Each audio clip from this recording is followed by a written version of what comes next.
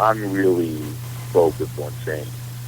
And I think, your use of Dr. King's quote is important because I think, people use Martin Luther King as a race shield because he's always quoted as sort of to validate that you are committed to the principles of integration. Well, I think people in this town, if you're really committed, you should read Dr. King's final book that was published after his assassination, Where We Go From Here, Chaos of Community, because he speaks clearly about public education, and he speaks clearly about issues of race, and clearly about issues of white privilege. And it's a king that no one wants to talk about. But that's the king that we should all read, because Dr. King was clear on the type of issues that we're talking about today in 2014. So, once again, I think, as we go forward, I don't get discouraged by ignorant comments. I don't get discouraged by, hate talk, because I understand where that's coming from. It's coming from a place of fear. We're moving towards a point in this country where blacks and Latinos are going to be the majority of the population. And there are those who fear that inevitability. And so it's a position that when you hear people make ignorant comments, they're making comments out of their fear of the unknown, because they have been entitled for so long and been in positions of dominance for so long that when that is challenged and when the inequities are pointed out and when the unfairness is pointed out, they then resort to the worst sort of cowardly remarks that you can offer in secrecy, because you'll never say certain things in an open public meeting, but you will sit behind a keyboard and type them out because no one really knows who you are behind that screen. So I just think we just have to be, vigilant and move forward forcefully as a community. And let me say this too, that there are whites in South Orange and Maplewood who clearly identify with the issues that we're raising and want to see our school districts do better. I think what is empowering at this moment, though, is that parents of black children have stepped forward and have said, we're going to lead this. And we feel that we have to lead this because it's our children. So I just think it's a very powerful moment in the history of our community. And I am excited about being a part of what will eventually be significant change. Now, Walter, if for those listeners out there who want to get involved in this, and Walter, just before you go, just talk a little bit, because I think people may think that this organization is strictly for people of color in South Orange and Maplewood. Just quickly talk a little bit about that, as far as, the people who can be part of the organization. Anyone can support the organization. The organization's core membership, though, are parents of black children. And we define black not strictly as African American. We define black as African American, African, Caribbean, including Spanish-speaking Caribbean countries. So it's very inclusive. Anyone can support it, but our core thrust are those parents who have black children in their households. And that could be a white parent. As long as you have a black child in your household, we want you involved as a core member of our organization. And that's important because for too long, I think black parents have allowed other people to articulate on behalf of their children. We have to step up and advocate on behalf of our own children. And that's why this organization was created, and that's why it was named what it was named, because we wanted to send a clear message that this is about parents of children of African descent. And I think it's empowering that we use the word African and didn't say African American, because we wanted to send a message that we're talking about the diaspora, that we're talking about our global black village that lives here in South Orange, Maplewood. Now, Walter, and I heard you made a comment at the first forum, and I think it was actually a great comment. And the comment is that not because I'm pro-black, mean to say that I'm anti-white. Talk a little bit about that as well. Well, I think there's always a sense in this country that if you advocate on behalf of black Americans, that somehow or another you're anti-white. And that's never been, the case for any other group in this country. The Irish came and they certainly advocated on behalf of Irish immigrants, but no one thought that they were anti-American. I think that as a black community, we have to be clear that we have a duty and obligation to our children. And you can take that one of two ways. You can take it as the fact that we are buying into the American dream because we are encouraging our children to excel.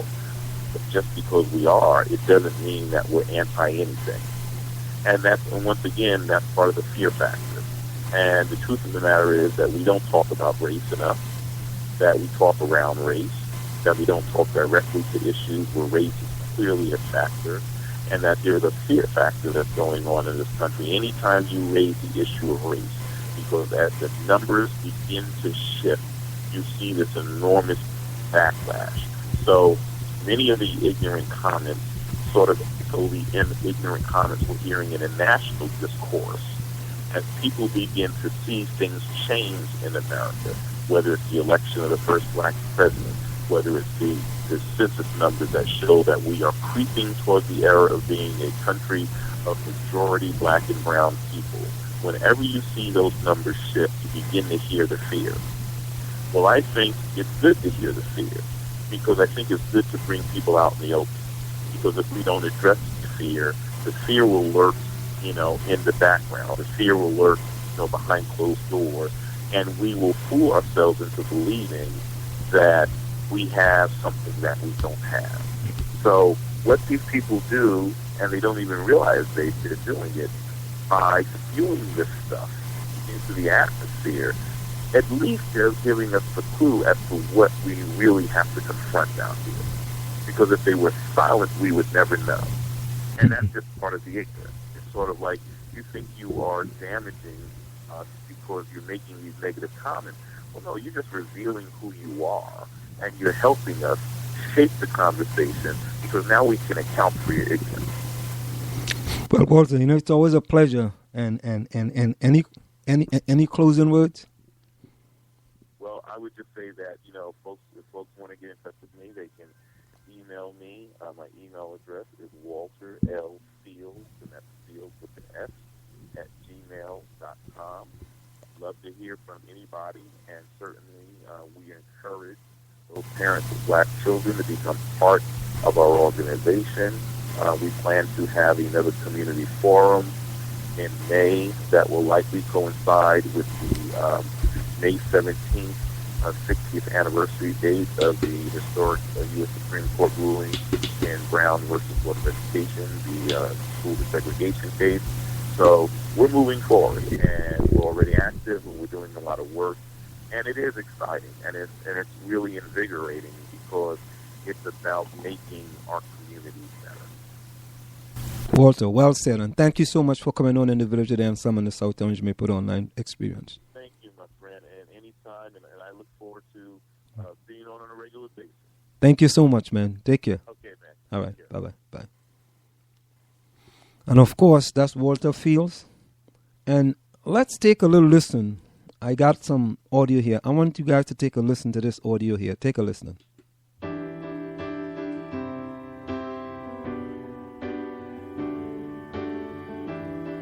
That one day, this nation will rise up and live out the true meaning of its creed. We hold these truths to be self-evident, that all men are created equal. Segregated schools were and are inferior schools. We still haven't fixed them 50 years after Brown versus Board of Education. And the inferior education they provide then and now helps explain the pervasive achievement gap between today's black and white students. I have a dream that one day, down in Alabama,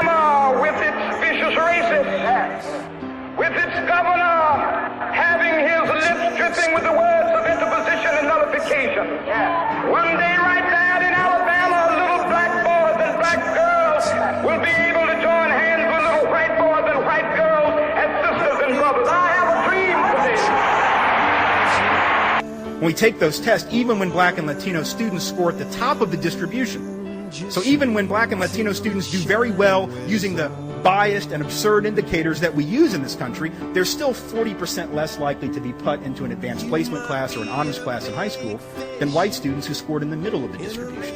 So you have average white students, according to this criteria, and of course the criteria is bogus, but understand it's the one we use. Using this criteria, white students who are merely average are still more likely to have advanced or accelerated classes once they get to high school. Now, what does that mean? It means that those students are going to get more prepared for the SAT, right? They're going to get more prepared for the ACT. They're going to take the test, and they're going to do better. And we're going to act shocked when people of color do worse on a test that they were systemically excluded from preparing for, as if that is a surprise. I mean, Black and Latino students of whatever socioeconomic status, 2.5 times more likely than whites to be put into remedial classes, where they're not going to receive the same instruction, they're not going to have the same coursework, they're not going to be challenged in the same way, right? And so we then act surprised when in 11th grade they take the SAT, the ACT, they don't do as well, and then our society says, well, now you're not capable of going on to college, or at least not that college, because you're not as smart as somebody else over here. The fact that the structure of the educational system guaranteed that you would not do as well, virtually assured it, is something we don't want to talk about. But that's the systemic issue.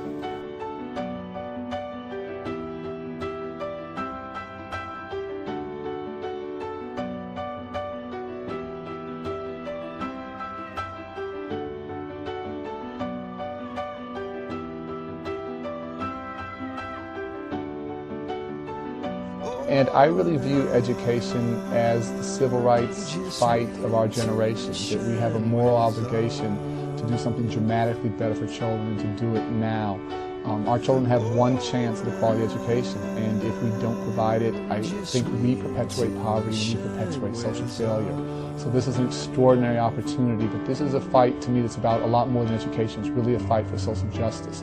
It's the right thing to do for children. It's the right thing to do for our economy. If we want to continue to grow as a country, we need an educated workforce. And so this is a huge opportunity, but I want to work with a huge sense of urgency as fast as we can. Our children need and deserve it, and our country needs it. And there you have it. Just some background about our discussion tonight. We're gonna go for a short break, and when we come back, we're gonna delve into Maplewood Online. We'll be right back. Want to learn piano for kids? Then I recommend Wendy Goldstein School of Piano. Wendy Goldstein has been offering piano lessons since 1993 and teaches piano in a very natural way. An alumni of Manhattan School of Music, Wendy creates customized lesson plans for each student and helps bring music alive.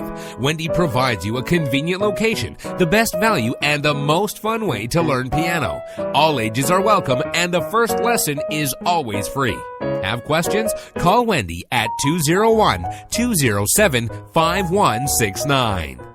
This is the South Orange Maplewood Online Radio Experience. We want to hear from you at 973-327-3626 or log on to showmore.org to let us know your opinion. Are you looking for a professional logo design for your website, brand, or business? Then we are the company you are looking for. We are professional graphic designers, and with our skills, we will design a perfect, high-quality logo for you. We work with standout concepts, nice contrasts, and color balance. Please let us know your text for use in logo, web address, color of logo that you want. We will design 3 variations of your logo for you to choose from for only $99.95, with 100% refund of your $99.95 if you're not satisfied.